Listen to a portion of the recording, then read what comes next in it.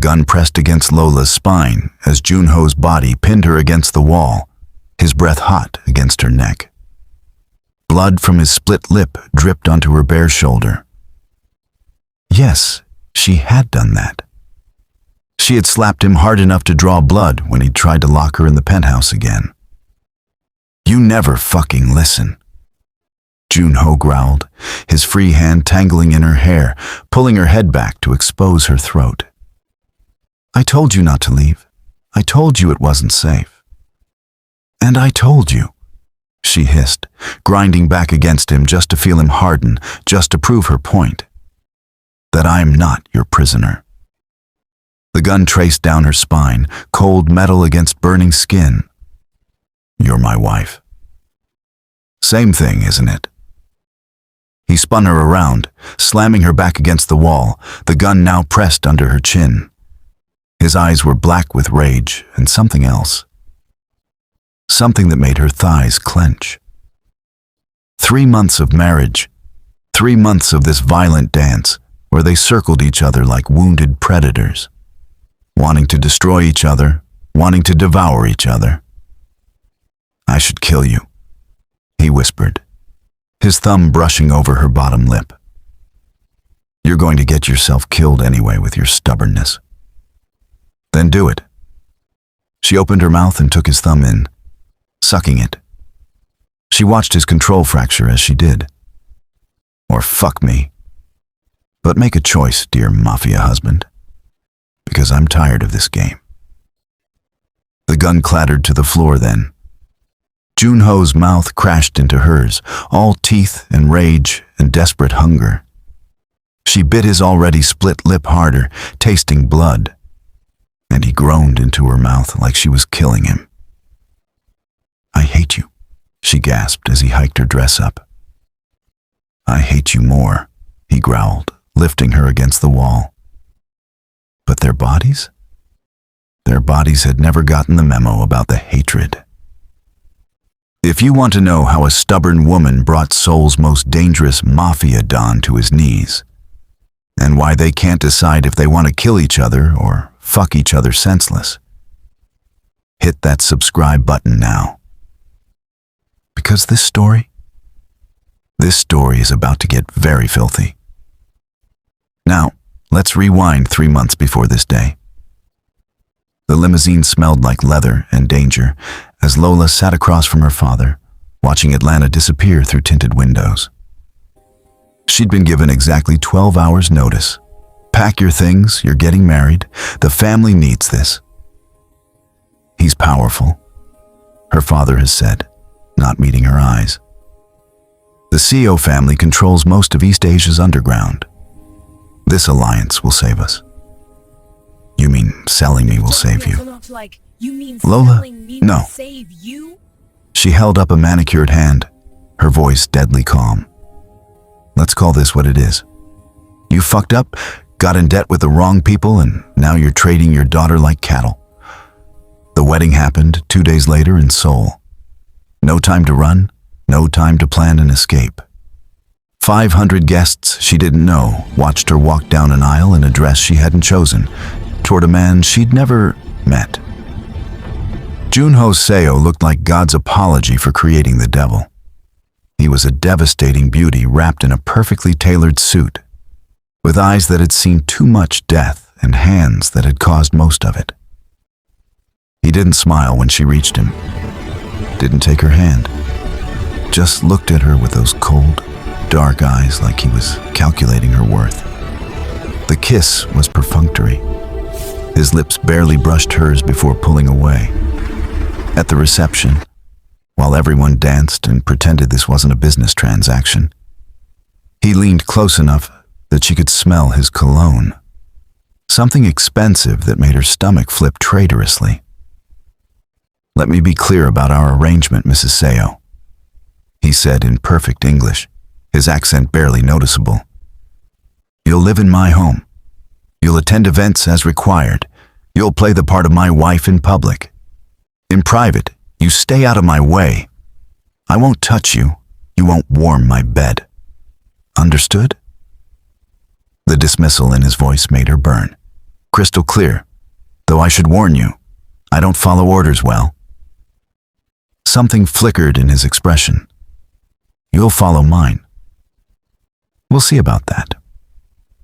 The first week, she tested boundaries like a child finding the edges of a new prison. She wandered the penthouse at all hours, rearranged his perfectly organized study, played music too loud while he conducted business calls. Each small rebellion was met with a clenched jaw, a tightened fist, a look that promised consequences he never delivered. But it was the second week when she discovered his weakness. She'd been walking from the shower to her room, the guest room, because God forbid the great Junho Seo share his space, when her towel slipped. Not completely. Just enough to reveal the curve of her breast, the length of her thigh. She could have fixed it immediately, but she didn't. Junho was coming out of his study, probably to tell her to turn down her music again, when he froze. His eyes tracked the water droplets rolling down her dark skin, the way the terry cloth clung to her curves. His hands fisted at his side so hard his knuckles went white. Cover yourself, he ordered, his voice rough. It's my house too, isn't it? She adjusted the towel slowly, deliberately, watching his jaw clench. Or are you going to give me a dress code now? Lola, what's wrong, Mafia husband? She stepped closer, close enough that he could probably see through the damp fabric. Afraid you might actually want your wife. He turned and strode back into his study, slamming the door. But she heard it. The lock clicking, the sharp intake of breath, the low groan 20 minutes later. The game changed after that. Every morning, she did yoga in the living room, wearing sports bras and shorts that left nothing to imagination. She'd bend and stretch, feeling his eyes on her from the kitchen, watching him grip his coffee cup so hard it cracked. She started wearing silk robes that fell open when she reached for things. Started applying lotion to her legs while sitting on the couch during his business calls. Started dancing alone to slow music when he worked late, knowing he could see her through his study's glass doors. And Junho? He was unraveling. She caught him once, late at night, standing in her doorway while she pretended to sleep. He stood there for 10 minutes, just watching her breathe before disappearing. Then she heard his shower turn on, heard the moans that came after, heard her name on his lips, like a curse, like a prayer. After the third week, his control started cracking. You're not leaving the house dressed like that, he said one evening, blocking the door. She was wearing a black dress with a neckline that plunged into show a lot more than cleavages, and a slit that climbed up high to her hips. Watch me, she said, and tried to push past him. He caught her hands and pinned her against the door, arms braced on either side of her head.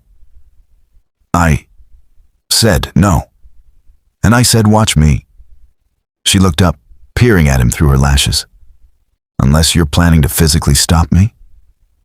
Don't push me, Lola, he said. Why? Her hand trailed down his chest, feeling his heart race. Afraid you might break that precious vow of yours? Afraid you might actually touch your wife and lose the bet? You have no idea what you're playing with, he growled, his breath hot against her face. Then show me. He leaned down until his lips brushed her ear. If I touch you, I won't stop. I'll bend you over the nearest surface and fuck you until you can't walk. I'll mark every inch of your skin so everyone knows you belong to me. I'll ruin you for any other man. Is that what you want? Her breath hitched, heat pooling low in her belly. Maybe. He gazed at her for some time, and Lola waited with bated breath, her pulse tingling with needs. For a moment she thought he was going to kiss her, but then he pushed away from the door, hands shaking. Go, he said. Wear whatever you want. Get yourself killed for all I care. Lola had stomped out in frustration. But when she came home that night, laughing on the phone with a friend from Atlanta, he was waiting in the dark like a demon about to eat a stolen soul. "Did you have fun?" His voice was deceptively calm. "Plenty," Lola answered, kicking off her heels, knowing it hiked her dress higher. The ambassador's son is quite charming.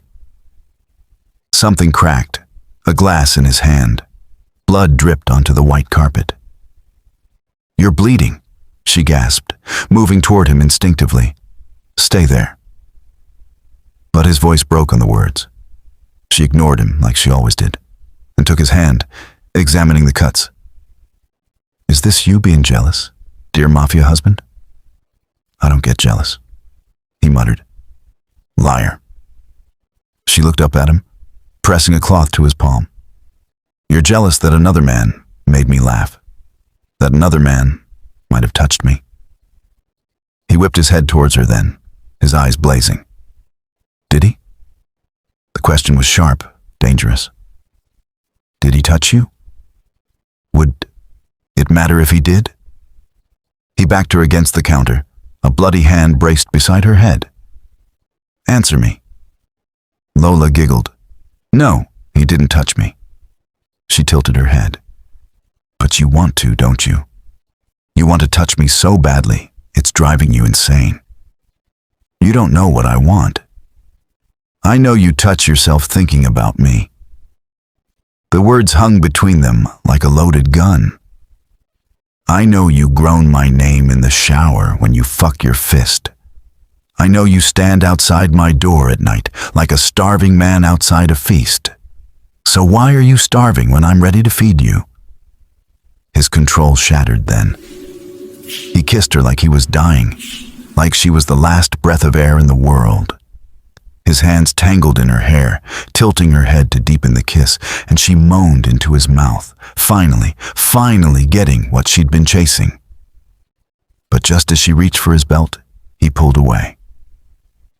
"No," he panted, "not like this. I'm not in control." The rejection stung. She slapped him, hard enough to split his lip.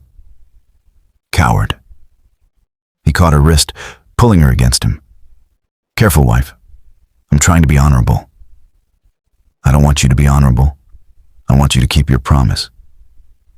"What promise?" "The one about fucking me until I can't walk." Like this dark romance so far? Drop a comment telling me if Lola should keep pushing or if Junho should break, because someone's control is about to snap completely. For 4 days after that rejection, Lola went nuclear. She brought men home, business associates, artists, anyone who would make Junho's eye twitch. She didn't let them pass the foyer, but he didn't know that. She laughed too loud, danced too close, and made sure he could see everything from his study. Then she stopped wearing underwear. It was a small rebellion, but effective. The silk pants, the sundresses, the thin fabrics, he noticed. Oh, he noticed. His eyes would track her movements, darkening when she bent over, when she stretched, when she sat with her legs crossed. One evening, she was cooking. Badly, because she couldn't cook, but that wasn't the point. She was wearing one of his white shirts and nothing else, humming to herself, when she felt him behind her. "What are you doing?" His voice was strained. "Making dinner." "You can't cook." "I can learn." "You're not wearing." He cut himself off, taking a shaky breath. She turned, spatula in hand, the shirt gaping open. "Not wearing what?" His eyes dropped to where the shirt ended mid-thigh, then snapped back up. "This has to stop." "What has to stop?" "This." He gestured between them. "This game you're playing." "I'm not playing anything." She turned back to the stove. "I'm just living my life. If you have a problem with it..." He spun her around, pressing her against the counter. "You're trying to seduce me." "Is it working?" she whispered. You know it is. His hands gripped the counter on either side of her, knuckles white. Every fucking day, walking around like you don't know what you do to me. Like you don't know I'm going insane. Then do something about it. I can't. Why? Because He stopped, jaw clenching. Because if I start, I'll never stop. I'll become the monster everyone thinks I am. Maybe I want the monster. He laughed, dark and bitter. You don't know what you're asking for. Then show me. For a moment, she thought he would. His hand rose to her throat, his thumb pressing against her pulse. His other hand gripped her hip, fingers digging in hard enough to bruise. She could feel him hard against her stomach, could see the lust in his eyes. Then his phone rang. Business. Always fucking business. He stepped away, answering in rapid Korean, but his eyes never left hers. She could see the promise in them. Soon. That night, she heard him stroking himself in his bathroom again. The shower running too long, her name on his lips, the sound of his fist hitting the tile. She pressed her thighs together, her own hand sliding between her legs, matching his rhythm through the wall. They were both losing this game. The breaking point came the next night. She'd gone to a gallery opening despite his explicit orders to stay home. There'd been threats, he said. Danger, he said. She'd gone anyway, wearing the red dress that made him crazy, the one with the low back and high slit. When she came home, the penthouse was dark. You never fucking listen. She turned to find him stepping out of the shadows, and for the first time since their marriage, she felt afraid. Not of violence, of the promise in his eyes. I told you not to go. You're not my father. I'm your husband. Same difference. He moved faster than she could track, backing her against the wall. Do you know what could have happened to you tonight? But it didn't. That was when she noticed the gun in his hand. He brandished it in her face. Do you know how many people I had to kill tonight to keep you safe? Why are you so fucking stubborn? I should lock you up in this penthouse. She slapped him then. Hard. Hard enough to give him a split lip. The gun pressed against Lola's spine as Junho's body caged her against the wall, his breath hot against her neck. Blood from his split lip dripped onto her bare shoulder. You never fucking listen. Junho growled, his free hand tangling in her hair, pulling her head back to expose her throat. I told you not to leave. I told you it wasn't safe. And I told you, she hissed, grinding back against him just to feel him harden, just to prove her point. That I'm not your prisoner. The gun traced down her spine, cold metal against burning skin. You're my wife. Same thing, isn't it? He spun her around, slamming her back against the wall, the gun now pressed under her chin. His eyes were black with rage and something else. Something that made her thighs clench. 3 months of marriage. 3 months of this violent dance, where they circled each other like wounded predators, wanting to destroy each other, wanting to devour each other. I should kill you, he whispered, his thumb brushing over her bottom lip. You're going to get yourself killed anyway, with your stubbornness. Then do it. She opened her mouth and took his thumb in, sucking it. She watched his control fracture as she did. Or fuck me. But make a choice, dear Mafia husband, because I'm tired of this game. No. Why not? Because I had men following you. Because I've had men following you every day since our wedding. His hand slammed beside her head. Do you know what it cost me to keep them from reporting back every time you let another man touch you? Every time you smiled at someone who wasn't me? Why do you care? Why do I? He laughed, The sound unhinged. Are you really that blind? You said you didn't want me. I lied. The admission came out ragged. Okay, I lied. I've wanted you since the moment you walked down that aisle looking like every sin I've ever wanted to commit. I've wanted you every morning when you do your fucking yoga in those tiny shorts. I've wanted you every night when I hear you touching yourself through the wall, moaning my name like you don't know I can hear you. Her breath caught. You could hear everything. His mouth was at her ear now. Every whimper, every gasp, every time you came thinking about me. Just like you can hear me. Then why? Because I'm trying to protect you. The words exploded out of him. From this life, from my enemies, from me. Because if I claim you, really claim you, there's no going back. You become a target.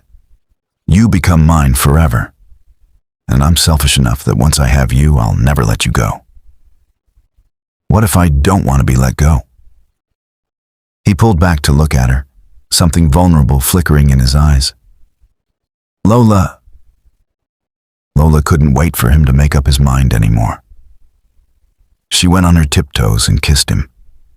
He returned it without hesitation, their tongues tangling together. When they broke apart, she whispered against his lips, I'm already a target. I'm already yours. The only question is whether you're brave enough to be mine. In reply, he carried her to his bedroom, laying her on black silk sheets like an offering. His hands shook as he undressed her, revealing her piece by piece, his mouth following the path of his fingers. I'm going to ruin you so bad, he warned, his teeth grazing her inner thigh. Promise? What happened next was 3 months of tension exploding into desperate need. He took her apart with his mouth, his fingers, making her come twice before finally pressing inside her. The stretch, the fullness, the way he groaned her name, it was everything and not enough. More, she gasped, her nails raking down his back. Be polite, wifey. Junho rasped as he kissed her down to her chest. Beg for it. More, please. Lola gasped and bit her lower lip. You're so greedy, he growled, but gave her what she wanted, fucking her harder, deeper until she was screaming his name. They didn't leave the bed for hours. Every position, every surface, every filthy promise he'd made became reality. When dawn broke through the windows, she was covered in bruises and bite marks, her body aching in the most delicious ways. Mine, he murmured, tracing a mark on her neck. Yours, she agreed, then bit his shoulder hard enough to leave her own mark. And you're mine. Always. But always was never calm when you're married to a Mafia Don. It would always be interrupted by gunshots. The attack came 3 days later, when she was at a charity gala he'd begged her not to attend. She'd gone anyway, stubborn to the end, and nearly died for it. Now, as Junho held her in the destroyed ballroom, blood on his hands from the men he'd killed to get to her, she understood the truth. Your cousin wanted to kill me? She asked quietly. Junho nodded, fury swirling on his face. He thinks you make me weak and every weakness has to be eliminated from the syndicate. Do I? Make you weak? Yes. He cupped her face, thumb brushing over her cheekbone. And I'd choose that weakness over any strength. But what if he comes for us again? No. The word was final, deadly. He won't. She understood even without him saying anything. Her husband was the dangerous Mafia Don after all. Does that frighten you? He asked. That I'd kill my own blood for you? No. She rose on her toes, pressing her forehead to his. It should, but it doesn't. Why? Because I'd do the same for you. He kissed her then, soft and desperate, tasting like blood and promises. Let's go home. In the car, his hand was possessive on her thigh, his touch reigniting the fire that never really died between them. By the time they reached the penthouse, she was climbing into his lap, her dress hiked up, his hands everywhere. Someone could see, she gasped as he kissed down her throat. Let everyone know you're mine. They barely made it inside before he had her against the wall, her legs around his waist, moving together with desperate urgency. 3 months of hatred turned to need, of fighting turned to fucking, of resistance turned to surrender. I love you, she gasped as she shattered around him. The word surprised them both. He stilled, pulling back to look at her. Say it again. I love you, Junho. My monster, my enemy, my husband. I love you too, he said as dawn broke again. More than my empire, more than my life, more than my soul. Prove it. His smile was wicked. Every day for the rest of our lives. Any regrets? Junho asked as they stood on the balcony, souls spread before them. Just one. His body tensed. What? I should have slapped you harder that first time. Maybe we would have figured this out sooner. His laugh was rich, dark, everything she loved about him. You can slap me anytime you want, wife. Careful. I might take you up on that. I'm counting on it. She turned in his arms, the morning sun painting her skin gold. So what now? Now? He lifted her onto the balcony railing, stepping between her thighs. Now I'm going to fuck my wife on this balcony, where all of Seoul can see who you belong to. Here, anyone could... That's the point. His hands pushed her dress up. Let them see. Let them know that the stubborn woman who never listens, who drives me insane, who nearly gets herself killed daily. Let them know she's mine. You're insane. You'll ruin me. You made me that way, and you wanted me to ruin you. You wanted me to fuck you until you cannot walk again. Junho, shh. Give me permission, he commanded, fingers already finding her ready. Say yes, Lola. Yes. She gasped as he worked on her with his tongue and his fingers. As he claimed her there, high above the city he ruled, Lola thought about the strange journey that had brought them here. An arranged marriage between enemies, 3 months of violent foreplay disguised as hatred, and a love born from stubbornness and spite. She'd married the devil himself, thinking it was a prison sentence. Instead, she'd found a man who'd burn the world for her, and she'd burn it right back for him. If you made it to the end, comment stubborn below and tell me, should I continue Lola and Junho's story? Because these two are far from done driving each other crazy. Don't forget to like and subscribe for more dark romances that'll leave you breathless and desperate for more. Until next time, lovers, stay stubborn, stay dangerous, and never, ever listen to orders. I love you all so much.